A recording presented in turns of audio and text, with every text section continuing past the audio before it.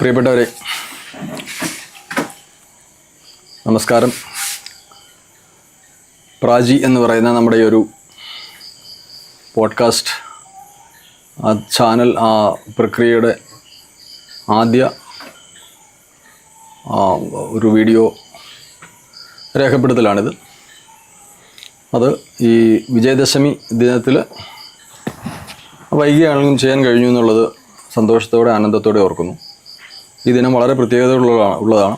ഭാരതത്തിൻ്റെ ചരിത്രത്തിലുടനീളം നിർണായകമായ പല സന്ദർഭങ്ങൾക്കും നിർണായകമായ പല തുടക്കങ്ങൾക്കും മൂലമായിട്ടുള്ള ഈ ദിനം പ്രാചിയും അതിൻ്റെ ഇത്തരം ഒരു പ്രക്ഷേപണത്തിലേക്ക് കടക്കുമ്പോൾ അതിൻ്റെ തുടങ്ങാൻ കഴിഞ്ഞതിൽ സന്തോഷം, ആനന്ദം. അതിൽ ഇന്നത്തെ ദിവസത്തിൻ്റെ ഭാരത ചരിത്രത്തെ സംബന്ധിച്ച്, ആധുനിക ഭാരത ചരിത്രത്തെ സംബന്ധിച്ച് വളരെ പ്രസക്തമായ 3 കാര്യങ്ങൾ ഈ ദിനത്തിലുണ്ട്. ആദ്യമായി പറയാം. ഇന്ന് മഹാത്മാഗാന്ധിയുടെ ജന്മദിനം കൂടിയാണ്. അത് വിജയദശമിയുമായിട്ട് ബന്ധപ്പെട്ടല്ല. 2 ലാൽ ബഹദൂർ ശാസ്ത്രിയുടെ ജന്മദിനമാണ്. 3ാമത്തേതാണ് നമ്മളെ സംബന്ധിച്ച് ഇന്ന് നമ്മൾ വിഷയമായിട്ട് തിരഞ്ഞെടുത്തിരിക്കുന്നത്. നമ്മുടെ ഒരു പ്രാഥമിക അവതരണമായിട്ട് നമ്മൾ തിരഞ്ഞെടുത്തതും ഇന്നത്തെ ഭാരതത്തെ ഇങ്ങനെ നിർത്തുന്നതിൽ, ഇതിൻ്റെ ഇത്തരം വല്ലാത്തൊരു വിധാനത്തിലേക്ക് ഭാരതത്തെ കൊണ്ടുപോകുന്നതിൽ വലിയ പങ്ക് വഹിച്ച ഒരു മഹാപ്രസ്ഥാനമുണ്ട്. ആ മഹാപ്രസ്ഥാനത്തിൻ്റെ തുടക്കം ഇതേപോലെ ഒരു വിജയദശമി ദിനത്തിലെ പ്രഭാതത്തിലായിരുന്നു. അത് 1925 സെപ്റ്റംബർ 27 വിജയദശമിയിലായിരുന്നു. ആ ദിനത്തിൽ തുടങ്ങിയ ആ മഹാപ്രസ്ഥാനം, ആ ത്രക്ഷരിയെ RSS എന്ന് വിളിക്കും, രാഷ്ട്രീയ സ്വയം സേവക സംഘം. 1925 ആ പേര് അല്പം കഴിഞ്ഞിട്ടാണ് അതൊക്കെ വരുന്നത്. അപ്പോൾ അതിൻ്റെ ചരിത്രം ഒന്ന് അനാവരണം ചെയ്യുകയാണ്. പെട്ടെന്ന് പറഞ്ഞു തീരുകയല്ല, അത് ഘട്ടം ഘട്ടമായിട്ട് വളരെ ക്ഷമയോടെ സമയമെടുത്ത് പറയാൻ വേണ്ടി പറഞ്ഞു തീർക്കാനും ആഗ്രഹിക്കുന്നില്ല. അതൊന്നും മനസ്സിലാക്കാനുള്ള വലിയ ശ്രമമാണ്. ഇന്നത്തെ ദിനം നമ്മളെ സംബന്ധിച്ച് അതിന് വളരെ യോഗ്യനായ, ആപ്തനായ, ദീർഘകാല സംഘ പാരമ്പര്യമുള്ള, എനിക്കൊക്കെ ജ്യേഷ്ഠതുല്യനായ, വളരെ പഴയ പരിചയമുള്ള ഞങ്ങളുടെ ചങ്ങന്നൂരിൽ രാധാകൃഷ്ണൻ ചേട്ടൻ, ശ്രീപദം രാധാകൃഷ്ണൻ, ഇപ്പോഴും സംസ്ഥാന ക്ഷേത്ര സംരക്ഷണ സമിതിയുടെ സംസ്ഥാന അധികാര ശ്രേണിയിൽപ്പെടുന്ന പ്രധാനപ്പെട്ട ഒരാളാണ്. എഴുത്തുകാരനാണ്, എഡിറ്ററായിരുന്നു. നമ്മളെപ്പോലെ അദ്ദേഹത്തിൻ്റെ പോർട്ട്ഫോളിയോ എടുത്തു കഴിഞ്ഞാൽ, പ്രൊഫൈൽ എടുത്ത് കഴിഞ്ഞാൽ നമ്മൾ അത്ഭുതപ്പെടും. ഞാൻ സമീപ ദിവസങ്ങളാണ് അത്ഭുതം. ഒരു സംഘ പശ്ചാത്തലമുള്ള ഒരാൾ സിനിമാ ഭാരതി എന്നൊരു മാസിക അല്ലെങ്കിൽ വീക്കിലി 70കളുടെ മധ്യത്തിൽ ചെങ്ങന്നൂരിൽ നിന്ന് എഡിറ്റ് ചെയ്ത് ഇറക്കിയിട്ടുണ്ട്. ആ കാലത്തെ ഫിലിം സൊസൈറ്റി പ്രസ്ഥാനം ഉൾപ്പെടെയായിട്ട് ബന്ധപ്പെട്ട് പ്രവർത്തിച്ച ഒരാളാണ്. മറ്റ് പല മാധ്യമങ്ങളിൽ എഡിറ്ററും എഴുത്തുകാരനും കഥാകൃത്തും ഒക്കെ. അദ്ദേഹം നല്ല വാഗ്മിയാണ്, പ്രാസംഗികനാണ്. അദ്ദേഹം ഈ സംഘചരിത്രം പെതുക്കെ പറഞ്ഞു തുടങ്ങുകയാണ്. അങ്ങനെ തന്നെ പറയുന്നത്, നിശബ്ദമായി പറഞ്ഞു തുടങ്ങിയാണ്. ഇന്ന് അദ്ദേഹം എവിടെ തുടങ്ങുന്നു, എവിടെ വരെ എത്തി നിർത്തുന്നുള്ളത് സമ്പൂർണ്ണമായി അദ്ദേഹത്തിനുള്ളതാണ്. ഞാൻ സംഘബാഹ്യനാണ്. ഞാൻ ദൂരെ നിന്ന് കണ്ടിട്ടേ ഉള്ളൂ സംഘത്തെ. എൻ്റെ വീട്ടുകാർ മുഴുവൻ സംഘപ്രവർത്തകരാണ്. പക്ഷേ ഞാൻ എൻ്റെ നല്ല കാലത്തെ ഏറ്റവും വലിയ വിഷമങ്ങളിലൊന്നും ഞാൻ സംഘത്തിൽ പ്രവർത്തിച്ചില്ല. ഓൺ റെക്കോർഡ് ഞാൻ പറയുകയാണ്. ഈ അധികാരം കിട്ടിയതിൻ്റെ ഈ വെള്ളി വെളിച്ചത്തിനോട് പറയില്ല, എൻ്റെ പഴയ വിഷമങ്ങളിലൊന്നാണ് ഞാൻ സംഘത്തിൽ പ്രവർത്തിച്ചില്ല എന്നുള്ളത്. എൻ്റെ വൈയക്തികമായ വലിയ വിഷമങ്ങളിലൊന്നായിട്ട് ഞാൻ കൊണ്ടു നടക്കുന്ന ആളാണ്. അപ്പം ഏകാംഗനായി നടക്കുകയും ചെറിയ കാര്യങ്ങൾക്കപ്പുറത്തേക്ക് വലിയ കാര്യങ്ങളൊന്നും ചെയ്യാൻ സാധിക്കാതെ, സംഘാടനത്തിൻ്റെ പോരായ്മ കൊണ്ട് കാര്യങ്ങൾ ചെയ്യാൻ പറ്റാതെ പോയ ഒരു ഏകാന്തനായ ഒരാളെയാണ് ഞാൻ. അപ്പോൾ എന്നെ സംബന്ധിച്ച് സംഘം ഇത്രയും ഒരു സംവിധാനത്തെ പടുത്തുയർത്തുന്നതിൻ്റെ അകത്ത് ഒരു മനുഷ്യൻ അത് ചെയ്ത് തുടങ്ങി വെച്ചതിൻ്റെ അത് നമ്മളെ ആ ഒരു നിസർഗഭാവത്തെ എത്ര മതിച്ചാലും എനിക്ക് മതിയാവില്ല. ഞാൻ അത്രമേൽ ബഹുമാനിക്കുന്ന ഒരു പ്രസ്ഥാനം, അത്ര ആദരവോടെ ദൂരെ നിന്ന് മാത്രം കണ്ടിരിക്കുന്നതുകൊണ്ട് എനിക്ക് അതിനെപ്പറ്റി കൂടുതൽ അറിയില്ല. അത് ഇനി എൻ്റെ പ്രിയപ്പെട്ട ജ്യേഷ്ഠ സഹോദരൻ ശ്രീപദം രാധാകൃഷ്ണൻ ചേട്ടൻ, അദ്ദേഹം പറഞ്ഞു തുടങ്ങട്ടെ. ചേട്ടാ, തുടങ്ങാം. നമസ്കാരം, സ്വാഗതം. ഇവിടെ ആമുഖമായിട്ട് പ്രവീൺജി ഇന്നത്തെ ദിവസത്തിൻ്റെ പ്രത്യേകതകളെക്കുറിച്ച് ആമുഖമായി പറഞ്ഞു കഴിഞ്ഞു. ഇന്ന് നമ്മുടെ രാഷ്ട്രപിതാവായിട്ടുള്ള മഹാത്മാഗാന്ധിജിയുടെ ജയന്തി ദിനം. അതേപോലെ നമ്മുടെ മുൻ പ്രധാനമന്ത്രി ആയിരുന്ന ലാൽ ബഹദൂർ ശാസ്ത്രിജിയുടെ ജയന്തി. അതിലൊക്കെ ഉള്ള മറ്റൊരു പ്രത്യേകത, രാഷ്ട്രീയ സ്വയംസേവക സംഘമെന്ന പ്രസ്ഥാനത്തിന് 100 വയസ്സ് തികയുന്ന ദിനം കൂടിയാണ്. ഇന്ന് വിജയദശമി ദിവസം നമ്മൾ ഭാരതീയരെ സംബന്ധിച്ചിടത്തോളം നമ്മുടെ രാജ്യമെമ്പാടും വിജയദശമി ആഘോഷങ്ങൾ നടന്ന് കഴിഞ്ഞിരിക്കുന്നു. കഴിഞ്ഞ 9 രാത്രികളിലായി ശക്തിയെ, ദേവിയെ വളരെ നിഷ്ഠയോടു കൂടിയിട്ട് മുഴുവൻ ജനങ്ങളും ഭാരതത്തിൽ പ്രത്യേകമായി ആരാധിക്കുകയും അതിൻ്റെ ഒരു പരിസമാപ്തി എന്നുള്ള നിലയിൽ ഈ വിജയദശമി ദിവസം വലിയ പ്രാധാന്യത്തോടുകൂടി കൊണ്ടാടുകയും ചെയ്യുന്നൊരു പാരമ്പര്യം നമുക്കുണ്ട്. അത് ഭാരതത്തിൻ്റെ സവിശേഷതയായിട്ടുള്ള ധർമ്മത്തെ ഉയർത്തിപ്പിടിക്കുന്ന, ധർമ്മത്തിൻ്റെ വിജയത്തെ ആഘോഷിക്കുന്ന ഒരു പ്രത്യേകമായിട്ടുള്ള നമ്മുടെ പൈതൃകത്തിൻ്റെ സൂചന കൂടിയാണ്. ഭാരതത്തിൻ്റെ പല ഭാഗങ്ങളിലും പല പേരുകളിൽ ഈ തരത്തിൽ ധാർമ്മികമായ വിജയത്തിൻ്റെ ഒരു സന്ദേശം ഉദ്ഘോഷിക്കുന്നതായിട്ടുള്ള ഈ വിജയദശമി ദിവസം അതുകൊണ്ട് തന്നെ വളരെ ഒരു ദേശീയമായിട്ട് വളരെ പ്രധാനപ്പെട്ട ഒരാഘോഷമായിട്ട് നമ്മൾ കരുതി വരുന്നുണ്ട്. ഡൽഹിയിൽ അതേപോലെയുള്ള ഉത്തര ഭാരതത്തിലെ പല സ്ഥലങ്ങളിലും രാവണൻ്റെ മേൽ ശ്രീരാമചന്ദ്രൻ നടത്തിയ ആ ഒരു വലിയ വിജയം, അതിനെ അനുസ്മരിപ്പിച്ചുകൊണ്ട് ഭാരതത്തിലെ ആ ഭാഗത്തെ ജനങ്ങളെല്ലാവരും തന്നെ ഈ രാവണന് മേൽ നടത്തിയതായിട്ടുള്ള രാമൻ്റെ വിജയത്തെ ആഘോഷിക്കുന്നു. മറ്റു പല സ്ഥലങ്ങളിലും ഇതേപോലെ ദസറ എന്നുള്ള പേരിൽ, അതേപോലെ തമിഴ്നാട്ടിലെത്തിയാൽ ബൊമ്മക്കുരു എന്നുള്ള പേരിൽ നിരവധി ദേവതകളുടെ ബൊമ്മകൾ വെച്ചിട്ട് ആരാധിക്കുന്നതായിട്ടുള്ള ഒരു പ്രത്യേകത. ബംഗാളിലും ദുർഗാപൂജ അല്ലെങ്കിൽ കാളി പൂജ. കേരളത്തിൽ വരുന്ന സമയത്ത് ഇതിനൊരു ചെറിയ വ്യത്യാസം വരുന്നത്, ഇവിടെ സരസ്വതീ ദേവിയെ പൂജിക്കുന്നതായിട്ടുള്ള, അക്ഷരത്തെ പൂജിക്കുന്നതായിട്ടുള്ള ഒരു പ്രാധാന്യം ഈ ഉത്സവത്തിന് നമുക്ക് കാണാൻ സാധിക്കും. അറിവിനെ ആരാധിക്കുന്നതായിട്ടുള്ള ഒരു പ്രത്യേകത. നമുക്കറിയാം, ഇവിടെ സംഗീതം അതേപോലെയുള്ള മറ്റ് കലാരൂപങ്ങളൊക്കെ തന്നെ അതെല്ലാം ഒരു ഉപാസനയുടെ ഭാഗമായിട്ടാണ് നമ്മുടെ ആളുകൾ സ്വീകരിച്ചിട്ടുള്ളത്. അപ്പോൾ സംഗീതമെന്ന് പറയുന്നത് സരസ്വതീ ദേവിയെ ആരാധിക്കാനുള്ള ഒരു ഉപാധി എന്നുള്ള നിലയിൽ നമ്മൾ ഇവിടെ സ്വീകരിച്ചു വരുന്ന ഒരു സമ്പ്രദായം വളരെ പാരമ്പര്യമായിട്ട് തന്നെ നമുക്ക് കാണാൻ സാധിക്കും. ഭഗവാൻ ശ്രീകൃഷ്ണൻ ഞാൻ വേദങ്ങളിൽ സാമവേദമാണെന്ന് പറഞ്ഞിട്ടുണ്ട്. സാമവേദത്തിൽ മാത്രമല്ല, ഋഗ്വേദത്തിൻ്റെ ആദ്യ മന്ത്രം തന്നെ ഈ അക്ഷരമാലകൾ മുഴുവൻ, സ്വരങ്ങളും വ്യഞ്ജനങ്ങളും മുഴുവൻ അതിലടങ്ങിയിരിക്കുന്നതായിട്ട് നമുക്ക് കാണാൻ സാധിക്കും. നമ്മുടെ കേരളത്തിൻ്റെ കുലദേവതയെന്ന് വിശേഷിപ്പിക്കുന്ന ഭദ്രകാളി, അത് വിദ്യാദേവതയായിട്ടുള്ള സാക്ഷാൽ സരസ്വതീ ദേവി തന്നെയാണ്. ആ ഭദ്രകാളിയുടെ കഴുത്തിൽ അണിഞ്ഞിട്ടുള്ള മാല, കപാലമാല, അത് അക്ഷരമാലയെ പ്രതിനിധാനം ചെയ്യുന്നതാണെന്ന് ആചാര്യന്മാർ പറയാറുണ്ട്. അപ്പോൾ അങ്ങനെയുള്ള ഈ അക്ഷരത്തെ, ക്ഷരമില്ലാത്ത ആ അറിവിനെ, അല്ലെങ്കിൽ അക്ഷരം എന്ന് പറഞ്ഞാൽ മന്ത്രമാണ്, മന്ത്ര അക്ഷരങ്ങൾ മനനം ചെയ്യാനുള്ളതാണ്. അങ്ങനെ മനനം ചെയ്യുന്നവനെ ത്രാണനം ചെയ്യുന്നതാണ് ഈ മന്ത്രങ്ങളുടെ സവിശേഷത.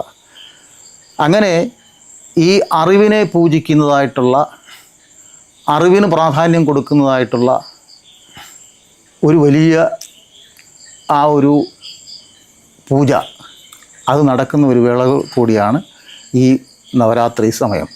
അങ്ങനെ 9 ദിവസത്തെ ഈ ദേവിയുടെ പൂജ കഴിഞ്ഞ് വിജയത്തിൻ്റേതായിട്ടുള്ള ധാർമ്മികമായിട്ടുള്ള ഉയർത്തെഴുന്നേൽപ്പ്, ആസുരീക ശക്തികളുടെ ആ നാശവും ധാർമ്മിക ശക്തികളുടെ ഉദയവും സൂചിപ്പിക്കുന്നതായിട്ടുള്ള വിജയദശമി ദിവസം ഭാരതീയരെ സംബന്ധിച്ചിടത്തോളം വളരെ പ്രധാനപ്പെട്ട ഒരു ദിവസമാണ്. ആ തരത്തിലൊരു പ്രധാന ദിവസമാണ് ഇവിടെ പ്രവീൺജി സൂചിപ്പിച്ച പോലുള്ള ഭാരതത്തിൽ രൂപമെടുത്ത ഒരു മഹാപ്രസ്ഥാനത്തിൻ്റെ ആ ജന്മം ഉണ്ടായത്. 1925 സെപ്റ്റംബർ 27 നാഗപ്പൂരിലെ മോഹിദേവാഡ എന്ന് പറയുന്ന സ്ഥലത്ത് ഡോക്ടർ കേശവ് ബലിറാം ഹെഡ്ഗേവാർ എന്ന് പറയുന്നതായിട്ടുള്ള ഒരു ദേശഭക്തൻ, അദ്ദേഹമാണ് ഈ രാഷ്ട്രീയ സ്വയംസേവക സംഘത്തിൻ്റെ തുടക്കം കുറിക്കുന്നത്. രാഷ്ട്രീയ സ്വയംസേവക സംഘത്തെക്കുറിച്ച് പറയുന്ന സമയത്ത് അതിൻ്റെ സ്ഥാപകനായിട്ടുള്ള ഡോക്ടർ കേശവ് ബലിറാം ഹെഡ്ഗേവാറിനെ കുറിച്ച് പറയേണ്ടതായിട്ടുണ്ട്. ഡോക്ടർ കേശവ് ബലിറാം ഹെഡ്ഗേവാർ അദ്ദേഹം 1889 ഏപ്രിൽ 1 നാഗപ്പൂരിൽ ഒരു വർഷപ്രതിപദ ദിവസം, വർഷപ്രതിപദ എന്ന് പറഞ്ഞു കഴിഞ്ഞാൽ മഹാരാഷ്ട്ര, ആന്ധ്ര അതേപോലെയുള്ള സ്ഥലങ്ങളിലെ പുതുവത്സര ദിനമാണ്. യുഗാദി എന്നൊക്കെ അതിനെ വിശേഷിപ്പിക്കാറുണ്ട്. അങ്ങനെ എല്ലാവരും വളരെ ആഹ്ലാദത്തോടുകൂടി ഒരു പുതുയുഗത്തിൻ്റെ വരവേൽപ്പ് ആഘോഷിക്കുന്ന ആ ഒരു സന്ദർഭത്തിലാണ് ബലിറാം പന്ത് രേവതിബായി ദമ്പതികൾക്ക് കേശവൻ എന്ന് പറയുന്നതായിട്ടുള്ള നമ്മുടെ സംഘത്തിൻ്റെ സ്ഥാപകനായിട്ടുള്ള കേശവ് ബലിറാം ഹെഡ്ഗേവാർ എന്ന കുട്ടി ജനിക്കുന്നത്. ആ വീട്ടിലെ 5 മക്കളിൽ ഒരാളായിരുന്നു കേശവൻ. അദ്ദേഹത്തിൻ്റെ അച്ഛനും അമ്മയും ഒക്കെ തന്നെ 1902 മഹാരാഷ്ട്രയിൽ പടർന്നു പിടിച്ച ഒരു പ്ലേഗിൻ്റെ ആ പ്ലേഗ് രോഗബാധയുടെ മായിട്ട് ബന്ധപ്പെട്ട് അതിൻ്റെ പ്രവർത്തനങ്ങളിലൊക്കെ ആയിട്ട് സേവന പ്രവർത്തനങ്ങളിലൊക്കെ സജീവമായിട്ട് പ്രവർത്തിച്ചിരുന്ന അദ്ദേഹത്തിൻ്റെ അച്ഛനും തുടർന്ന് അമ്മയും ഒക്കെ പ്ലേഗ് പിടിച്ച് മരിക്കുകയാണ്. അങ്ങനെ ജ്യേഷ്ഠനായിട്ടുള്ള മഹാദേവ ശാസ്ത്രിയുടെ മേൽനോട്ടത്തിൽ ബാലനായിട്ടുള്ള കേശവൻ വളർന്നു വരുന്നു. വളരെ ചെറുപ്പകാലം മുതൽ തന്നെ, കുട്ടിക്കാലം മുതൽ തന്നെ അസാധാരണമായ ദേശഭക്തി കേശവൻ്റെ ഒരു കൈമുതലായിരുന്നു. നമ്മുടെ നാടിൻ്റെ അടിമത്വം അത് അപമാനകരമാണെന്നും കടുത്ത ബ്രിട്ടീഷ് വിരോധവും അതുകൊണ്ട് ഈ വിദേശികൾ ഈ നാട് വിട്ടു പോകണം എന്നുള്ള ഒരു നിശ്ചയദാർഢ്യത്തോടു കൂടിയിട്ട് ചിന്തിക്കുകയും പെരുമാറുകയും ചെയ്യുന്നതായിട്ടുള്ള ബാലനായിട്ടുള്ള കേശവൻ എന്നെ നമുക്ക് ഈ അദ്ദേഹത്തിൻ്റെ ജീവിതത്തിൽ കാണാൻ സാധിക്കും. അങ്ങനെ വിദ്യാഭ്യാസത്തിന് വേണ്ടി നാഗപ്പൂരിലെ പ്രസിദ്ധമായിട്ടുള്ള നീൽ സിറ്റി എന്ന് പറയുന്നതായിട്ടുള്ള ഒരു സ്കൂളിൽ കേശവനെ പഠിപ്പിക്കാൻ വേണ്ടി കൊണ്ടാക്കുകയാണ്. അവിടെയും സ്കൂളിൽ ഈ വിദേശ ഭരണത്തിന് കീഴിൽ പല ആഘോഷങ്ങളും വിദേശികളുമായിട്ട് ബന്ധപ്പെട്ടിട്ടുള്ള ആഘോഷങ്ങൾ വരാറുണ്ട്. അങ്ങനെ വിക്ടോറിയ രാജ്ഞിയുടെ കിരീടധാരണത്തിൻ്റെ 60ാം വാർഷികം, ആ വാർഷിക ആഘോഷം 8 വയസ്സുള്ള പ്രായത്തിൽ കേശവൻ ബഹിഷ്കരിക്കുകയാണ്. 12ാമത്തെ വയസ്സിൽ ഇതുപോലെ എഡ്വേർഡ് രാജാവിൻ്റെ കിരീടധാരണം, അതും കേശവൻ ബഹിഷ്കരിക്കുന്നു. 1907 കുട്ടികളെ സംഘടിപ്പിച്ച് വന്ദേമാതരം എന്നുള്ള ആ ഒരു ഗാനം ആരും ചൊല്ലരുത് എന്നുള്ള ബ്രിട്ടീഷ് ഗവൺമെൻറ്റിൻ്റെ വിലക്കുകളെക്കെതിരെ സ്കൂളിലെ കുട്ടികളെ സംഘടിപ്പിച്ചുകൊണ്ട് അതിനെതിരെ പ്രതിഷേധിക്കുന്നതായിട്ടുള്ള ആ കേശവനെ നമുക്ക് അദ്ദേഹത്തിൻ്റെ വിദ്യാർത്ഥി ജീവിതത്തിൽ കാണാൻ സാധിക്കും. അങ്ങനെ സ്കൂളിൽ നിന്ന് പുറത്താക്കപ്പെടുന്നതായിട്ടുള്ള കേശവൻ പിന്നീട് യവത്മാലിലെ സ്കൂളിൽ ചേർന്ന് പഠിക്കുകയാണ്.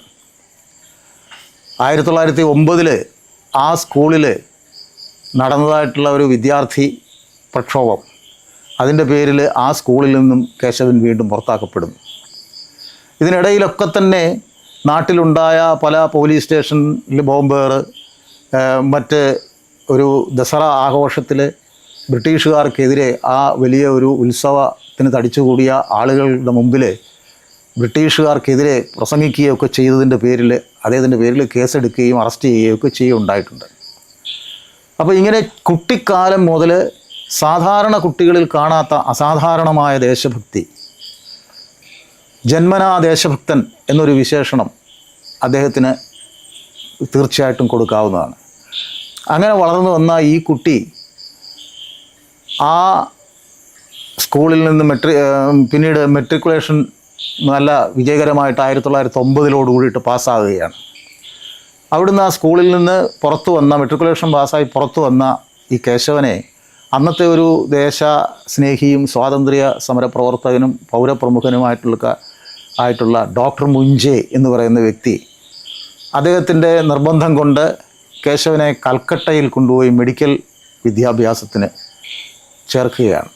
അവിടെ പഠിക്കാൻ വേണ്ടിയിട്ട് അവിടെ ചേർത്തു. കൽക്കട്ട എന്ന് പറഞ്ഞു കഴിഞ്ഞാൽ നമുക്ക് മനസ്സിലാകും, കൽക്കട്ട വിപ്ലവകാരികളുടെ അല്ലെങ്കിൽ ദേശസ്നേഹികളുടെ ഈറ്റില്ലമെന്നാണ് കൽക്കട്ടയെ വിശേഷിപ്പിക്കുന്നത്, ബംഗാളിനെ വിശേഷിപ്പിക്കുന്നത്. അതിൻ്റെ കേന്ദ്രമാണ് കൽക്കട്ട. ആ കൽക്കട്ടയിൽ ചെന്ന കേശവൻ പഠിത്തത്തിനോടൊപ്പം വിപ്ലവ പ്രസ്ഥാനങ്ങളുമായി ബന്ധപ്പെട്ടുള്ള പ്രവർത്തനങ്ങളിൽ വളരെ സജീവമാവുകയാണ്. അനുശീലൻ സമിതി, യുഗാന്തർ തുടങ്ങിയതായിട്ടുള്ള വിപ്ലവ പ്രസ്ഥാനങ്ങളുമായിട്ട് അതിൻ്റെ പ്രവർത്തകരുമായിട്ട് അതിൻ്റെ പ്രവർത്തനങ്ങളുമായിട്ട് ബന്ധപ്പെട്ട് അദ്ദേഹം പ്രവർത്തിക്കുന്നതായിട്ടാണ് പിന്നെ നമ്മൾ കാണുന്നത്. കേശവൻ അന്നത്തെ രാമപ്രസാദ് ബിസ്മിലിനെ പോലെയുള്ള വലിയ വിപ്ലവകാരികളുമായിട്ട് അടുത്ത ബന്ധം പുലർത്തിയിരുന്നു. അവരുടെ വിപ്ലവ പ്രവർത്തനങ്ങൾക്കെല്ലാം സഹായവും അതിന് ഉള്ള പിന്നെ എല്ലാവിധ സഹായവും കേശവൻ്റെ ഭാഗത്തു നിന്നുണ്ടാകുന്നുണ്ട്. ഈ കൽക്കട്ടയിൽ നിന്നും വളരെ നല്ല നിലയിൽ 1915 അദ്ദേഹം മെഡിക്കൽ വിദ്യാഭ്യാസം പൂർത്തിയാക്കിയിട്ട് അദ്ദേഹം പുറത്തേക്ക് വരികയാണ്. അന്ന് കേശവന് ധാരാളം ഓഫറുകൾ വന്നു. ബർമ്മയിൽ നിന്നും നല്ല ഒരു ഉദ്യോഗം, അദ്ദേഹത്തിൻ്റെ വിദ്യാഭ്യാസത്തിന് യോജിച്ച രീതിയിൽ നല്ല ഒരു ഉദ്യോഗത്തിന് ഉള്ള ഓഫർ വരികയാണ്. പക്ഷേ കേശവൻ അതൊക്കെ വേണ്ട എന്ന് വെക്കുകയാണ്. ധാരാളം വിവാഹ ആലോചനകൾ അദ്ദേഹത്തിന് വരുന്നു. ഇതെല്ലാം അദ്ദേഹം നിരസിക്കുകയാണ്. അങ്ങനെ കേശവനെക്കുറിച്ച് പറഞ്ഞാൽ അദ്ദേഹം വൈദ്യബിരുദം എടുത്തത് രാഷ്ട്രത്തിൻ്റെ രോഗത്തെ ചികിത്സിക്കാൻ വേണ്ടിയാണ് എന്നുള്ളൊരു ബോധം അദ്ദേഹത്തിൻ്റെ ഉള്ളിൽ ഉണ്ടായി. അതിൻ്റെ ഫലമായിട്ട് അദ്ദേഹം അന്നത്തെ കാലത്ത് ഉള്ള സ്വാതന്ത്ര്യ സമര പ്രസ്ഥാനങ്ങളിൽപ്പെട്ട ഇന്ത്യൻ നാഷണൽ കോൺഗ്രസ് അതുമായി ബന്ധപ്പെട്ട് പ്രവർത്തിക്കുകയും ബാലഗംഗാധര തിലകൻ്റെ ആശയങ്ങളിൽ ആകർഷണനാകുകയും കോൺഗ്രസിൻ്റെ പല സ്വാതന്ത്ര്യ സമര പ്രസ്ഥാനങ്ങളിലും വളരെ നിർണായകമായ പങ്കുവഹിക്കുകയും മഹാരാഷ്ട്രയിലെ കോൺഗ്രസിൻ്റെ നേതൃസ്ഥാനത്തേക്ക് ഉയർന്നു വരികയും ചെയ്തു. പ്രത്യേകിച്ച് കോൺഗ്രസിൻ്റെ വലിയ സമ്മേളനങ്ങളിൽ അതിൻ്റെ വളണ്ടിയർ വിഭാഗത്തിൻ്റെ ചുമതല വഹിച്ചുകൊണ്ട് ആ സമ്മേളനങ്ങളൊക്കെ വിജയിപ്പിക്കുന്നതിനൊക്കെ നേതാക്കന്മാരുമായിട്ട് ഒരുമിച്ച് പ്രവർത്തിക്കുന്നതായിട്ടുള്ള കേശവൻ വളരെ സജീവമായിട്ട് കോൺഗ്രസിൻ്റെ പ്രവർത്തനങ്ങളിൽ മുഴുകുകയാണ്. ഈ കാലഘട്ടത്തിലാണ്, ഈ അവസരത്തിലാണ് ബാലഗംഗാധര തിലകൻ്റെ ദേഹവിയോഗം ഉണ്ടാകുന്നത്. തിലകൻ്റെ മരണശേഷം മഹാത്മാഗാന്ധി കോൺഗ്രസിൻ്റെ നേതൃത്വത്തിലേക്ക് വരികയാണ്. ഈ സമയത്താണ് നിസ്സഹകരണ പ്രസ്ഥാനം പോലെയുള്ള പല സ്വാതന്ത്ര്യ സമര മുന്നേറ്റങ്ങളും കോൺഗ്രസ് പ്ലാൻ ചെയ്യുന്നത്. നിസ്സഹകരണ പ്രസ്ഥാനവും ഖിലാഫത്ത് പ്രസ്ഥാനവും പോലെയുള്ള പല കാര്യങ്ങളിലും മഹാത്മാഗാന്ധിയുടെ നയങ്ങളോടെ ഡോക്ടർ കേശവ ബലറാം ഹെഡ്ഗേവാറിന് യോജിപ്പ് ഉണ്ടായിരുന്നില്ല എങ്കിൽ പോലും അദ്ദേഹം സ്വാതന്ത്ര്യ സമരത്തിൻ്റെ പ്രവർത്തനങ്ങളിൽ സജീവമായിട്ട് സഹകരിക്കുകയും ഈ പ്രവർത്തനങ്ങൾക്കിടയിൽ പല തവണ അദ്ദേഹം അറസ്റ്റ് ചെയ്യപ്പെടുകയും അദ്ദേഹം ജയിൽവാസം അനുഷ്ഠിക്കുകയൊക്കെ ചെയ്തിട്ടുണ്ട്. വനസത്യാഗ്രഹം പോലെയുള്ള ചില സമരങ്ങളിലൊക്കെ അദ്ദേഹം സജീവമായിട്ട് പങ്കെടുക്കുകയും അറസ്റ്റ് വരികയും ജയിൽവാസം അനുഷ്ഠിക്കുകയൊക്കെ ചെയ്തിട്ടുണ്ട്. അദ്ദേഹത്തിൻ്റെ ഈ അനുഭവങ്ങൾ, അദ്ദേഹത്തിൻ്റെ പൊതുജീവിതത്തിലെ അനുഭവങ്ങളിൽ നിന്ന് അദ്ദേഹത്തിന് തോന്നിയ ഒരു പരമമായ സത്യം, നമ്മുടെ രാഷ്ട്രത്തെ പല കാലങ്ങളിലായിട്ട് പല വിദേശികൾ വന്ന് ആക്രമിക്കുകയും താരതമ്യേന അവരൊക്കെ നമ്മളെക്കാട്ടിൽ വിഭവശേഷി കുറഞ്ഞവരും സൈനിക ശക്തി കുറഞ്ഞവരും ഒക്കെ ആയിട്ടുള്ള ആൾക്കാരാണ്. പക്ഷേ അവർക്ക് വളരെ വേഗത്തിൽ തന്നെ നമ്മളെ കീഴ്പ്പെടുത്തി നമ്മുടെ രാജ്യത്തെ അടിമത്തത്തിലാഴ്ത്താൻ കഴിയുന്നു. ഇതെന്തുകൊണ്ടാണ്? ഇന്ന് ബ്രിട്ടീഷുകാരൻ നമ്മളെ ആക്രമിച്ച് നമ്മുടെ രാഷ്ട്രത്തെ അടിമയാക്കിയിട്ട് അവർ ഭരിക്കുന്നു. ഒരു ചെറിയ പൊട്ടുപോലെയുള്ള ഒരു രാജ്യം, ലോകത്തിൻ്റെ ഭൂപടം എടുത്താൽ ഒരു പൊട്ടുപോലെയുള്ള രാജ്യം, ജനസംഖ്യയിൽ വളരെ നിസ്സാരമായിട്ടുള്ള ഒരു രാജ്യം, അങ്ങനെയുള്ള ഒരു രാജ്യത്തിന് ഇത്രയും വലിയ വിഭവശേഷിയുള്ള പാരമ്പര്യമുള്ള എല്ലാ രംഗത്തും മികച്ചതായിട്ടുള്ള അറിവിലും സംസ്കാരത്തിൻ്റെ മഹിമയിലും മറ്റെല്ലാ തരത്തിലും ഉന്നതമായിട്ടുള്ള സമ്പന്നമായിട്ടുള്ള ഒരു രാഷ്ട്രത്തെ എങ്ങനെ കീഴടക്കി ഭരിക്കാൻ സാധിക്കുന്നു. അപ്പോൾ അദ്ദേഹത്തിന് മനസ്സിലാക്കാൻ സാധിച്ചത്, നാളെ ഈ വിദേശികൾ ഇവിടുന്ന് പോയി കഴിഞ്ഞാലും ശാശ്വതമായ സ്വാതന്ത്ര്യം ഭാരതത്തിന് നിലനിർത്തണമെന്നുണ്ടെങ്കിൽ ഭാരതത്തിനൊരു രാഷ്ട്രമെന്നുള്ള നിലയിൽ ജീവിക്കാൻ ആവശ്യമായിട്ടുള്ള ഘടകങ്ങളുണ്ടാവണം.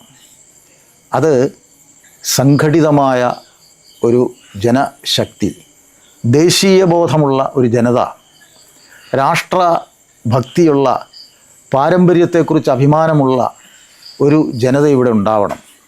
അവരിൽ ഒരു രാഷ്ട്രത്തിൻ്റെ നിലനിൽപ്പിന് ആവശ്യമായിട്ടുള്ള ദേശഭക്തി, അച്ചടക്കം, ഇങ്ങനെയുള്ള ധാരാളം ഗുണങ്ങളുണ്ടാവണം.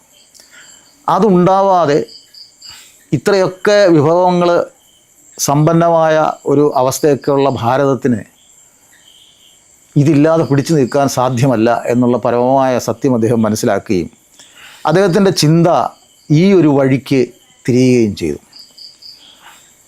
അങ്ങനെ അദ്ദേഹത്തെ സ്വാമി വിവേകാനന്ദൻ്റെയും അതേപോലെ അരവിന്ദ മഹർഷിയുടെയും അതേപോലെ സ്വാതന്ത്ര്യ വീരവിനായക ദാമോദര സവർക്കറുടെയും ഒക്കെ തന്നെ ചിന്തകളും ആശയങ്ങളും അദ്ദേഹത്തെ സ്വാധീനിച്ചു.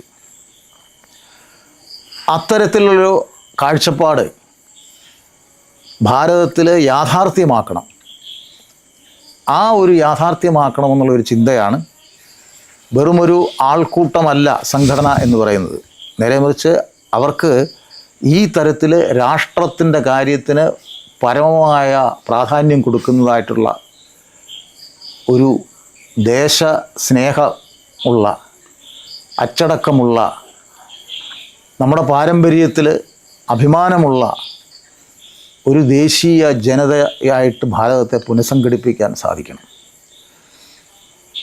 അങ്ങനെയാണ് അദ്ദേഹം 1925 സെപ്റ്റംബർ 27 മോഹിദേവാഡ എന്ന് പറയുന്ന നാഗപ്പൂരിലെ ഒരു സ്ഥലത്ത്, അദ്ദേഹത്തിൻ്റെ ജന്മസ്ഥലം തന്നെ, അവിടെ അദ്ദേഹം നമ്മളിന്ന് അറിയപ്പെടുന്നതായിട്ടുള്ള, നമ്മളിന്ന് സ്മരിക്കപ്പെടുന്നതായിട്ടുള്ള ഈ 100ാമത്തെ വർഷത്തിലെത്തി നിൽക്കുന്നതായിട്ടുള്ള രാഷ്ട്രീയ സ്വയംസേവക സംഘത്തിൻ്റെ ആ തുടക്കം കുറിക്കുന്നത്. ഇവിടെ പ്രവീൺജി സൂചിപ്പിച്ചതുപോലെ ഈ സംഘടന തുടങ്ങുന്ന സമയത്ത് അതിന് ഒരു പേരുണ്ടായിരുന്നില്ല. അദ്ദേഹം ചെയ്തത് എല്ലാ ദിവസവും ഒരു നിശ്ചിത സമയത്ത് 1 മണിക്കൂർ നേരം ആ നാട്ടിലെ, ആ ഗ്രാമത്തിലെ യുവാക്കന്മാരും കുട്ടികളും അതേപോലെയുള്ള ആൾക്കാർ ഒരുമിച്ച് കൂടുകയും അവരൊക്കെ തന്നെ നമ്മുടെ നാടിൻ്റെ ഈ വൈഭവത്തിന് വേണ്ടിയിട്ട്, നമ്മുടെ നാടിൻ്റെ ഉയർച്ചയ്ക്ക് വേണ്ടിയിട്ട്, നമ്മുടെ ദേശത്തിൻ്റെ പുനഃസംഘടനയ്ക്ക് വേണ്ടിയിട്ട്, നമ്മുടെ നാടിൻ്റെ സ്വാതന്ത്ര്യം എന്നെന്നും നിലനിർത്തുന്നതിന് വേണ്ടിയിട്ട്, ഈ പാരതന്ത്ര്യത്തിൽ നിന്ന് നമുക്ക് മുക്തി നേടുന്നതിന് വേണ്ടിയിട്ട് ചിന്തിക്കുകയും അത് ജീവിതത്തിലെ നമ്മുടെ ഒരു പ്രധാന പദ്ധതിയായിട്ട്, കാര്യമായിട്ട് തീരുന്നതായിട്ടുള്ള ഒരവസ്ഥയിലേക്ക് നമ്മുടെ ഈ ജനങ്ങളുടെ മനസ്സ് ആ തരത്തിൽ മാറണം. അതിനായിട്ട് ദിവസവും ഒരുമിച്ച് കൂടണം. അതിനെ അദ്ദേഹം ശാഖ എന്ന് വിളിച്ചു. അങ്ങനെ അവരൊരുമിച്ച് കൂടി 1 വർഷം കഴിഞ്ഞ് 1926 ആണ് മെല്ലെ ഈ സംഘടനയ്ക്കൊരു പേരുണ്ടാവുന്നത്. അതുവരെ പരസ്യമില്ല, ഓഫീസില്ല, പേരില്ല, ഇങ്ങനെയുള്ള രീതിയിൽ സ്വാഭാവികമായി വളർന്ന് വന്നതായിട്ടുള്ള, സ്വാഭാവികമായിട്ട് രൂപപ്പെട്ടു വന്നതായിട്ടുള്ള ഒരു പ്രക്രിയയായിരുന്നു ഈ രാഷ്ട്രീയ സ്വയംസേവക സംഘത്തിൻ്റെ ഈ പ്രവർത്തനവും വളർച്ചയും എന്ന് നമുക്ക് മനസ്സിലാക്കാൻ സാധിക്കും. ഇതേപോലെയാണ്. അപ്പോൾ അങ്ങനെ പ്രസിദ്ധി പരാങ്മുഖത എന്ന് പറയുന്നത് അദ്ദേഹത്തെക്കുറിച്ചുള്ളൊരു വിശേഷണമാണ്. ഫോട്ടോ എടുക്കാനോ അല്ലെങ്കിൽ പരസ്യം ചെയ്യാനോ അങ്ങനെയുള്ള വലിയ വലിയ കോലാഹലങ്ങളൊന്നും ഉണ്ടാക്കാതെ, അതിനൊന്നും വലിയ പ്രാധാന്യം കൊടുക്കാതെ അദ്ദേഹം ഈ മെല്ലെ ഈ കുട്ടികളും യുവാക്കന്മാരുമായിട്ടുള്ള ഏതാനും ആൾക്കാരുമായിട്ട് ചേർന്ന് അദ്ദേഹം ഈ സംഘടന ദേശഭക്തി നിർഭരമായ പാട്ടുപാടുന്നതിലൂടെ ദേശീയ വീരപുരുഷന്മാരുടെ കഥകൾ അവരുടെ മുമ്പിൽ, അവരുടെ വീരചരിതങ്ങൾ കഥകാരൂപത്തിൽ അവതരിപ്പിച്ചുകൊണ്ട്, അതേപോലെ നമ്മുടെ ശാരീരികമായ ബൗദ്ധികമായ കഴിവുകൾ വർദ്ധിപ്പിച്ചുകൊണ്ട്, മാനസികവും അതേപോലെ ആത്മീയവുമായിട്ടുള്ള ഉണർവ് അവരിൽ ഉണ്ടാക്കിക്കൊണ്ട് തല ഉയർത്തിപ്പിടിച്ച് പൗരുഷമുള്ള ധീരന്മാരായിട്ടുള്ള ദേശസ്നേഹികളായിട്ടുള്ള ഒരു തലമുറയെ വാർത്തെടുക്കുന്നതിന് വേണ്ടിയിട്ടുള്ള പ്രവർത്തനം ആ ശാഖാ പദ്ധതിയിലൂടെ അദ്ദേഹം തുടങ്ങി വെച്ചു. മെല്ലെ മെല്ലെ ഇത് മോഹിതേവാഡയിൽ നിന്ന് ധാരാളം വിദ്യാർത്ഥികളും യുവാക്കളുമായിട്ടുള്ള ആൾക്കാർ ഈ ശാഖയിലൂടെ ഡോക്ടർ ജിയുടെ ഈ ഒരു പരിശീലനം ലഭിച്ച് തങ്ങളുടെ പ്രിയപ്പെട്ട ഡോക്ടർ ജിയെ മാതൃകയാക്കിക്കൊണ്ട് അവരുടെ മുമ്പിൽ അന്ന് കാണാൻ സാധിക്കുന്നതായിട്ടുള്ളൊരു മാതൃക, രാഷ്ട്രീയ സ്വയം സേവക സംഘം വിഭാവനം ചെയ്യുന്നതായിട്ടുള്ള ഒരു ആദർശശാലിയായിട്ടുള്ള സ്വയം സേവകൻ എങ്ങനെ ആയിരിക്കണം എന്നുള്ളതിന് ജീവിക്കുന്ന ഒരു മാതൃക ഡോക്ടർ കേശവ ബലറാം ഹെഡ്ഗേവാർ ആയിരുന്നു. അവർക്ക് നേരിട്ട് കാണാൻ സാധിക്കുന്ന ലാളിത്യം, വിനയം, നല്ല പെരുമാറ്റം, അതേപോലെ എല്ലാവരും ആയിത്തീരാനായിട്ടുള്ള ഒരു ശ്രമം അവിടെ ശാഖയിൽ കൂടുന്ന എല്ലാവരുടെയും മനസ്സിലുണ്ടാവുകയും ക്രമേണ ഈ കുട്ടികൾ വിദ്യാഭ്യാസത്തിന് വേണ്ടി പല ഡോക്ടർ ജിയുടെ നിർദ്ദേശപ്രകാരം പല പല സ്ഥലത്തുള്ള കോളേജുകളിലേക്ക് പഠിക്കാൻ പോവുകയും അവരവിടെ ചെല്ലുന്ന സ്ഥലങ്ങളിലൊക്കെ തന്നെ അവരുടേതായിട്ടുള്ള സൗഹൃദം കൊണ്ട്, സമ്പർക്കം കൊണ്ട് അവിടെ ഒരു ശാഖ രൂപീകരിക്കുകയും ശാഖയുടെ പ്രവർത്തനം അവിടെ ആരംഭിക്കുകയും അങ്ങനെ സംഘത്തിൻ്റെ പ്രവർത്തനം ഇങ്ങനെ ഓരോ സ്ഥലത്തേക്കും വിടുന്നതായ ആളുകളെ ചെന്നെത്തി, നാഗപ്പൂരിൽ നിന്ന് പോകുന്നതായിട്ടുള്ള മോഹിതേവാഡ ശാഖയിൽ നിന്നും പോകുന്നതായിട്ടുള്ള ആളുകൾ പോയി എത്തി അവിടെയൊക്കെ സംഘത്തിൻ്റെ പ്രവർത്തനം മഹാരാഷ്ട്രയുടെ വിവിധ ഭാഗങ്ങളിലും ആരംഭിക്കുന്നതായിട്ടുള്ള ഒരു ചിത്രം നമുക്ക് കാണാൻ സാധിക്കും. അപ്പോൾ രാഷ്ട്രീയ സ്വയം സേവക സംഘത്തിൻ്റെ രൂപം കൊള്ളൽ പോലെ തന്നെ അതിൻ്റെ വളർച്ചയും സ്വാഭാവികമായിട്ടുള്ളതാണ്, സഹജമായിട്ടുള്ള ഒരു പ്രക്രിയ. അടിച്ചു പഴുപ്പിക്കുകയല്ല, നേരെ മറിച്ച് സ്വാഭാവികമായിട്ട് വിളഞ്ഞ് പഴുത്ത് മധുരമുള്ളതാവുകയാണ്. അപ്പോൾ അതുകൊണ്ട് തിടുക്കം കാണിക്കാതെ, പരസ്യമില്ലാതെ, അനാവശ്യമായ ധൂർത്തോ അങ്ങനെയുള്ള യാതൊന്നുമില്ലാതെ കളിയിലും ചിരിയിലും പാട്ടുപാടുന്നതിലും ഒക്കെ കൂടെ ദേശസ്നേഹം ഇവരുടെ ഉള്ളിലേക്ക് കൊടുത്തുകൊണ്ട്, നല്ല നല്ല ഗുണങ്ങൾ ഇവരിലേക്ക് കൊടുത്തുകൊണ്ട്, മഹാപുരുഷന്മാരുടെ കഥകളിലൂടെ അവരുടെ ജീവിതത്തെ മാതൃകയാക്കാൻ ഉള്ള ഒരു പ്രേരണ അവർക്ക് കൊടുത്തുകൊണ്ട് നല്ല ഭാരത പൗരന്മാരെ, ഭാവി പൗരന്മാരെ വളർത്തിയെടുക്കുന്നതിനുള്ളൊരു പ്രവർത്തനമാണ് ഈ സംഘത്തിൻ്റെ, രാഷ്ട്രീയ സ്വയം സേവക സംഘത്തിൻ്റെ പ്രവർത്തനത്തിലൂടെ അദ്ദേഹം തുടങ്ങി വെച്ചത്. അദ്ദേഹം 1940 ജൂൺ 21 അദ്ദേഹം നിര്യാതനായി. അതിന് മുമ്പ് അദ്ദേഹത്തിൻ്റെ രോഗശയ്യയിൽ അദ്ദേഹം കിടക്കുന്ന സമയത്ത് തന്നെ അദ്ദേഹത്തിന് അവസാനമായിട്ട് അദ്ദേഹം പങ്കെടുത്ത സംഘത്തിൻ്റേതായിട്ടുള്ളൊരു ശിബിരമുണ്ട് നാഗപ്പൂരിൽ. 1940 ശിബിരം പ്രവർത്തകർക്ക് വേണ്ടിയിട്ടുള്ള പരിശീലന ശിബിരമാണ്. അത് സംഘത്തിൻ്റെ, ഭാരതത്തിൻ്റെ എല്ലാ ഭാഗത്തു നിന്നുള്ള പ്രാതിനിധ്യം അതിന് ഉണ്ടായ ഒരു വർഷമാണത്. ആ സമയത്ത് അദ്ദേഹം അവസാനമായിട്ട് ആ ശിബിരത്തിൽ സ്വയം സേവകരോട് ചെയ്ത അദ്ദേഹത്തിൻ്റെ ബൗദ്ധിക്കിൽ, അതായത് പ്രഭാഷണം, അവരോട് അദ്ദേഹം പറയുകയുണ്ടായി, ഞാൻ ഭാരതത്തിൻ്റെ ഒരു ചെറിയ രൂപം ഞാനിവിടെ കാണുകയാണ് എന്ന് പറഞ്ഞാൽ സംഘത്തിൻ്റെ പ്രവർത്തനം ഭാരതത്തിൻ്റെ എല്ലാ പ്രവിശ്യകളിലേക്കും എത്തിക്കഴിഞ്ഞു. അദ്ദേഹത്തിൻ്റെ ആ ജീവിതകാലത്ത് തന്നെ ശരിയായിരുന്നു അത്. ആ ശിബിരങ്ങളിലൊക്കെ പങ്കെടുത്തവർ ധാരാളം ആൾക്കാരും പൂർണ്ണസമയ പ്രവർത്തകരായിട്ട് മാറി, സംഘത്തിൻ്റെ പ്രചാരകന്മാരായിട്ട് മാറി. അവരോരോ ഭാഗത്തേക്കും സംഘത്തിൻ്റെ പ്രവർത്തനത്തിൻ്റെ സന്ദേശവുമായിട്ട് അവർ യാത്ര ചെയ്തു. യുവാക്കന്മാരായിട്ടുള്ള ആളുകൾ, വിദ്യാർത്ഥികളായിട്ടുള്ള ആളുകൾ അവരുടെ ജോലിയും കുടുംബജീവിതവും കുറച്ച് നാളത്തേക്ക് മാറ്റിവെച്ചിട്ട് അവരുടെ സമയം രാഷ്ട്രത്തിൻ്റെ കാര്യത്തിന് വേണ്ടിയിട്ട്, സംഘത്തിന് വേണ്ടി കൊടുക്കാനായിട്ട് അവർ തയ്യാറായി. അങ്ങനെ ത്യാഗികളായിട്ടുള്ള, സമർപ്പണബോധമുള്ള, സൗശീല്യമുള്ള, അച്ചടക്കമുള്ള, ദേശസ്നേഹികളായിട്ടുള്ള ധാരാളം ആൾക്കാർ സംഘത്തിൻ്റെ ശാഖയിലൂടെ വളർന്നു വരാൻ തുടങ്ങി.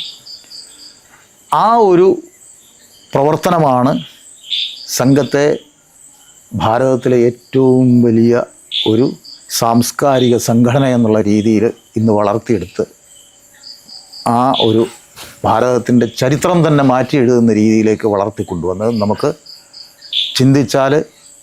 നമുക്ക് ശ്രദ്ധിച്ചാൽ മനസ്സിലാക്കാൻ സാധിക്കും. ഇതിന് കുറുക്കുവഴികളൊന്നുമില്ല, എളുപ്പമാർഗങ്ങളുമില്ല.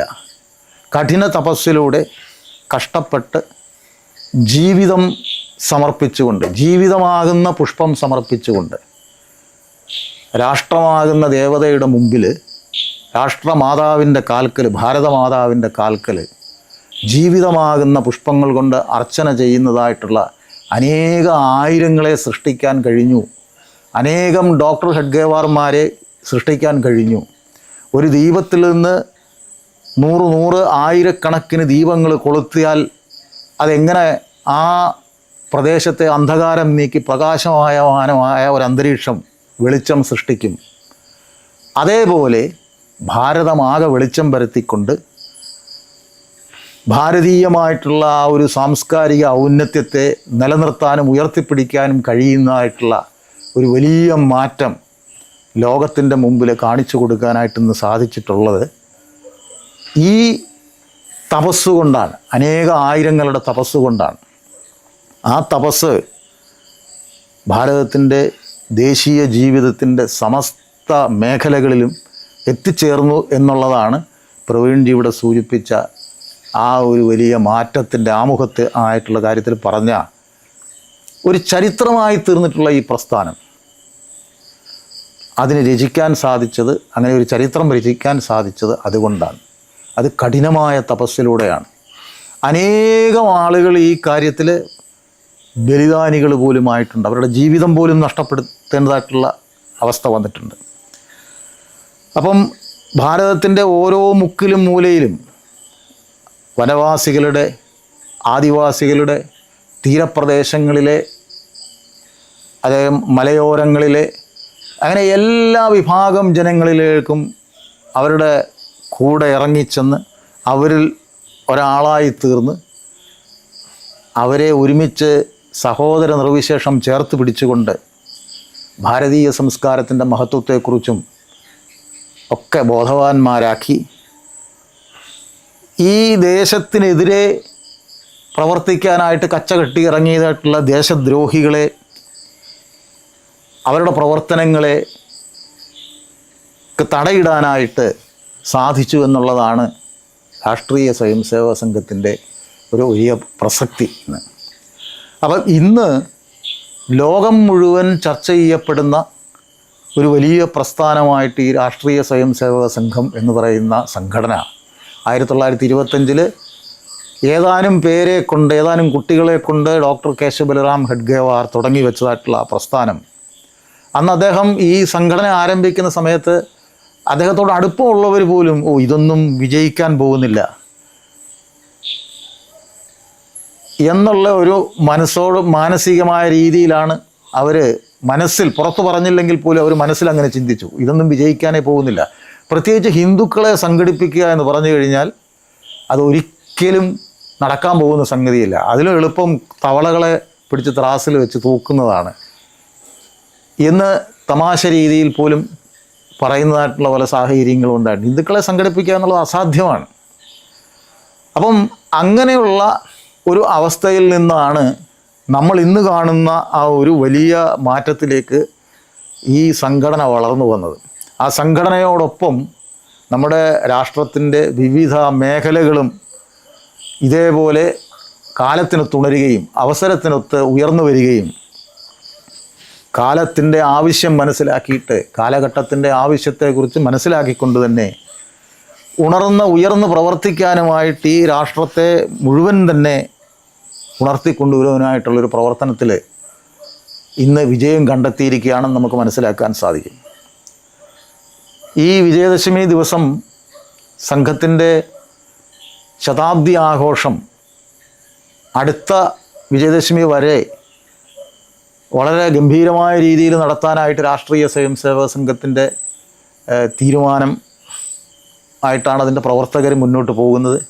അത് വലിയ ആർഭാടങ്ങളോ ആഘോഷങ്ങളോ ആയിട്ടല്ല, നേരെ മറിച്ച് അവർ ചെയ്തു വരുന്നതായിട്ടുള്ള സംഘടനാ പ്രവർത്തനം എല്ലാ മേഖലകളിലും വളരെ ശക്തമായ രീതിയിൽ ഇന്ന് ചെയ്തതിൻ്റെ 10 മടങ്ങ് ഇരട്ടിയിൽ 100 മടങ്ങ് ഇരട്ടിയിൽ ശക്തമായിട്ട് തന്നെ ഭാരതത്തിൻ്റെ സർവ മുക്കിനും മൂലയിലും സമാജ ജീവിതത്തിൻ്റെ സകല മേഖലകളിലേക്കും എത്തിക്കുന്നതിന് വേണ്ടിയിട്ടുള്ള ഒരു വലിയ പ്രവർത്തനത്തിൻ്റെ പരിശ്രമത്തിലാണ് ഈ ശതാബ്ദി ആഘോഷത്തിൻ്റെ വേളയിൽ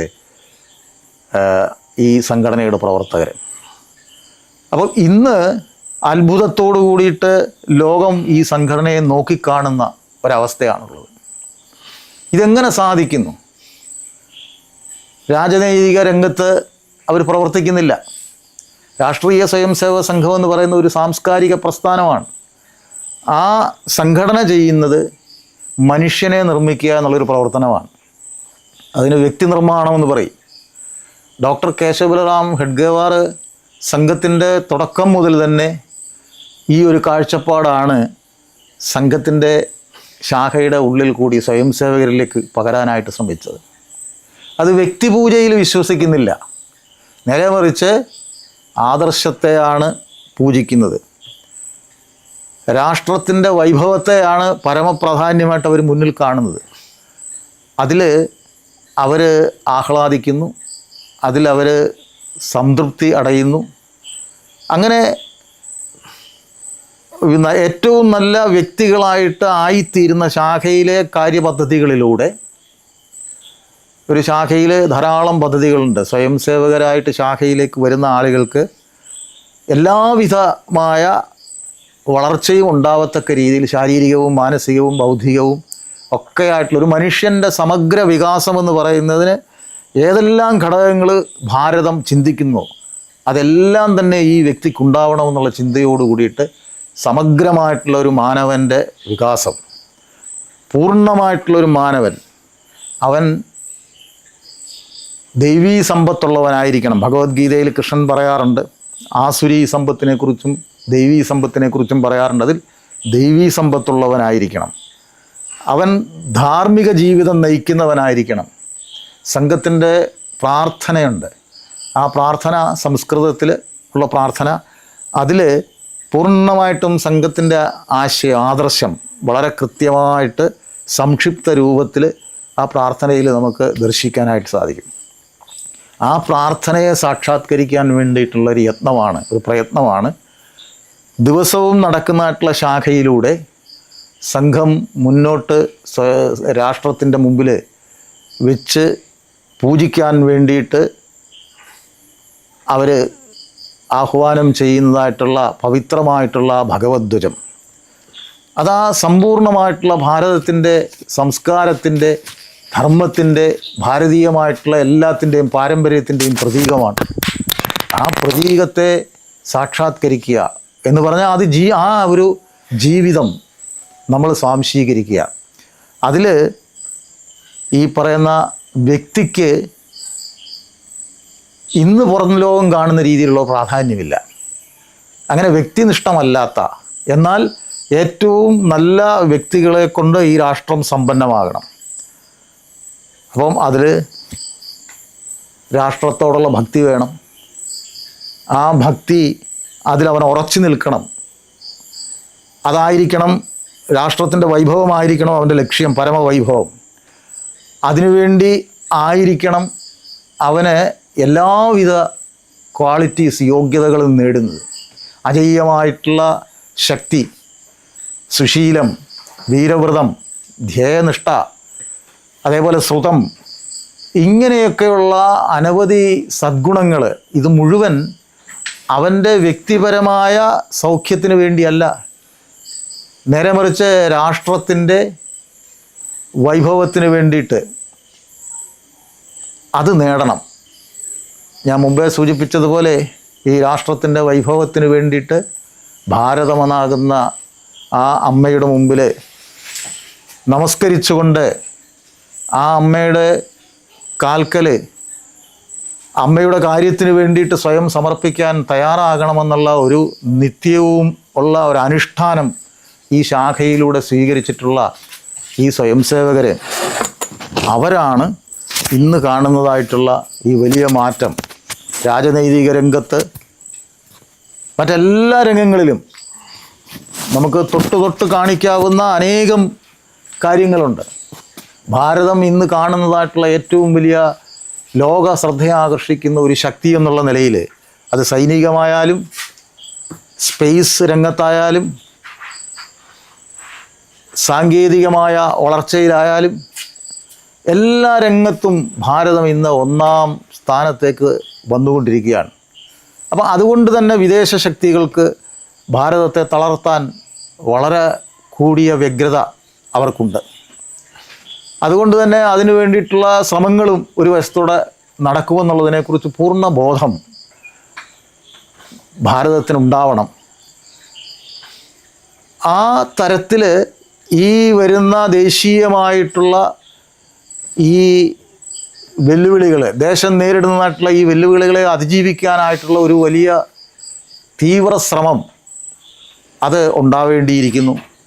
അതിന് രാഷ്ട്രീയ സ്വയംസേവക സംഘത്തിൻ്റെ ഈ പ്രവർത്തനത്തിലൂടെ മാത്രമേ സാധിക്കുകയുള്ളൂ എന്നുള്ളതും വസ്തുതയാണ്. അപ്പോൾ അതുകൊണ്ട് തന്നെ ഈ 100 വർഷമാകുന്ന ഒരു സംഘടന, ആ സംഘടന ആരംഭിച്ച അതേ കാലഘട്ടത്തിൽ ആരംഭിച്ച പല പ്രസ്ഥാനങ്ങളും പിന്നോട്ടടിച്ച് ആരും ശ്രദ്ധിക്കപ്പെടാതെ ഇന്ന് ചരിത്രത്തിൻ്റെ ചവറ്റുകൊട്ടയിലേക്ക് അവർ എറിയപ്പെടാൻ പോകുന്നതായിട്ടുള്ളൊരവസ്ഥ നമ്മുടെ മുമ്പിൽ നമുക്ക് കാണാൻ സാധിക്കും. ഈ ഒരവസ്ഥ എന്തുകൊണ്ടാണ് രാഷ്ട്രീയ സ്വയംസേവക സംഘത്തിന് സംഭവിക്കാതെ മുഴുവൻ ഭാരതത്തിൻ്റെയും ചരിത്രം തിരുത്തി കുഴിക്കുവാനായിട്ട് അവർക്ക് സാധിച്ചിട്ടുള്ളത് എന്നുള്ളതിനെക്കുറിച്ച് പഠിക്കാനായിട്ടാണ് ഇന്ന് ലോകത്ത് പലരുടെയും ശ്രമം. ആ ശ്രമത്തിൻ്റെ ഭാഗമായിട്ട് അവരിന്ന് പഠനങ്ങൾ പലതും നടത്തിക്കൊണ്ടിരിക്കുന്നു. എന്താണിതിൻ്റെ രഹസ്യം? ആ രഹസ്യം നമ്മൾ സൂചിപ്പിച്ചു.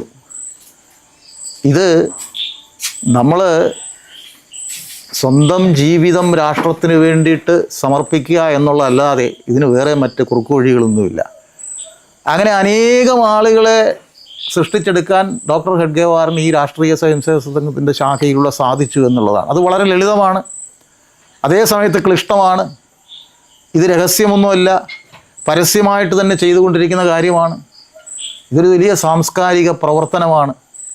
അപ്പോൾ രാഷ്ട്രീയ സ്വയംസേവക സംഘത്തിൻ്റെ ശാഖകളിലൂടെ സൃഷ്ടിക്കപ്പെടുന്ന, രൂപപ്പെടുന്ന വ്യക്തിത്വങ്ങൾ, ആ വ്യക്തിത്വങ്ങളാണ് ഭാരതത്തിൽ ഇന്ന് കാണുന്നതായിട്ടുള്ള വലിയ മാറ്റങ്ങൾക്ക് നേതൃത്വം നൽകിയിട്ടുള്ളത്, അല്ലെ അതിന് കാരണക്കാരായിട്ടുള്ളത്. ഇതിനിയും മുന്നോട്ട് പോകാനുണ്ട്. ധാരാളം കാര്യങ്ങൾ ഇനിയും ഭാരതത്തിന് നേടാനായിട്ടുണ്ട്. അപ്പോൾ അങ്ങനെ വൈഭവപൂർണമായിട്ടുള്ളൊരു ഭാരതത്തിന് വേണ്ടിയിട്ടുള്ള ശ്രമത്തിൽ സംഘം ഈ 100ാമത്തെ വർഷം അതിനു വേണ്ടിയിട്ടുള്ള ഒരു പരിശ്രമം ആണ്. അത് ആഘോഷമായിട്ട് അവർ ചെയ്യാൻ പോകുന്നത്. എല്ലാ മേഖലകളിലേക്കും സംഘത്തിൻ്റെ സന്ദേശം, അതായത് രാഷ്ട്രത്തിൻ്റെ സന്ദേശം എത്തുക എന്നുള്ളതാണ്.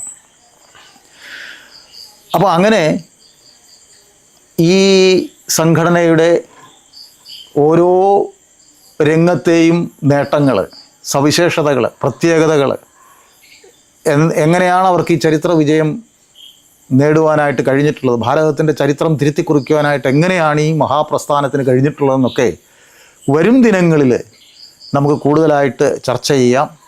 ഇന്നത്തെ ഈ വിജയദശമി ദിവസം എല്ലാവർക്കും വിജയദശമി ആശംസകൾ അർപ്പിച്ചുകൊള്ളുന്നു. പ്രവീൺജി ഇങ്ങനൊരു അവസരം നൽകിയതിന് അദ്ദേഹത്തിനും അദ്ദേഹത്തിൻ്റെ ഈ പ്രാചി എന്ന് പറയുന്നതായിട്ടുള്ള ഈ ചാനലിനും നന്ദി പറഞ്ഞുകൊണ്ട് ഞാൻ എൻ്റെ വാക്കുകൾ ചുരുക്കുന്നു. നമസ്കാരം.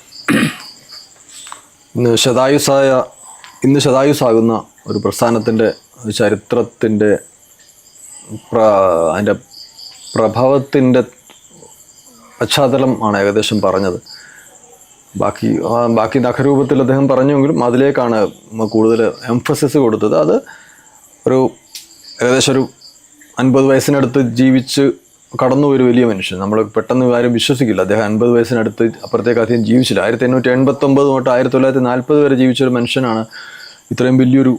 അങ്ങനെ തന്നെയാണ് പലപ്പോഴും ഋഷി ദയാനന്ദൻ 59 വയസ്സിൽ, ഋഷി വിവേകാനന്ദൻ, അങ്ങനെ ഈ ബഹുരത്ന പ്രസവനി എന്ന് ഭൂമിയെ വിളിക്കും, ബഹുരത്ന പ്രസവനി എന്ന് നമ്മൾ ഭാരതത്തെയും വിളിക്കും. അങ്ങനെ ഭാരതം ഈ അപൂർവമായി ഈ പ്രസവിച്ചിടുന്ന ഈ ഇത്തരം രത്നങ്ങളുണ്ടല്ലോ, ഈ വളരെ ദിവ്യമായ സന്ദേശങ്ങളുമായിട്ട് വന്നു അതിനുവേണ്ടി മാത്രമായി പിറന്ന് അത് മാത്രം പണിയെടുത്ത് ആണ് LMS എന്ന് പറയുന്ന വലിയ ഡോക്ടറേറ്റ് ഡിഗ്രി ഉള്ള അന്നത്തെ ലൈസൻഷ്യേറ്റ് ആ ഡിഗ്രിയാണ്, മെഡിക്കൽ ആ ഒരു ഡിഗ്രി ഉണ്ടായിട്ടൂടെ ഇതൊന്നും ചെയ്യാതെ ഈ ചേട്ടൻ പറഞ്ഞ പോലെ എൻ്റെ രാഷ്ട്രത്തിൻ്റെ രോഗത്തെയാണ് ഈ രാഷ്ട്രത്തെ ഗ്രസിച്ച ഈ രാഷ്ട്രം ഉണ്ടാക്കിയതല്ല, രാഷ്ട്രത്തെ ഗ്രസിച്ച ഇത്തരം ആ ധൂമലതയിൽ നിന്ന് അതിനാണ് ആ സാമാജിക രാഷ്ട്രീയ പ്രവർത്തകനായിരുന്നു അദ്ദേഹം. പറഞ്ഞല്ലോ അദ്ദേഹത്തെ 1909 ചരിത്രം പറഞ്ഞു. 1889 ജനിച്ച അദ്ദേഹത്തിന് 14, 15, 16, 18 വയസ്സിലൊക്കെ അദ്ദേഹം ശരിക്കും രാഷ്ട്രീയ പ്രവർത്തകനാണ്.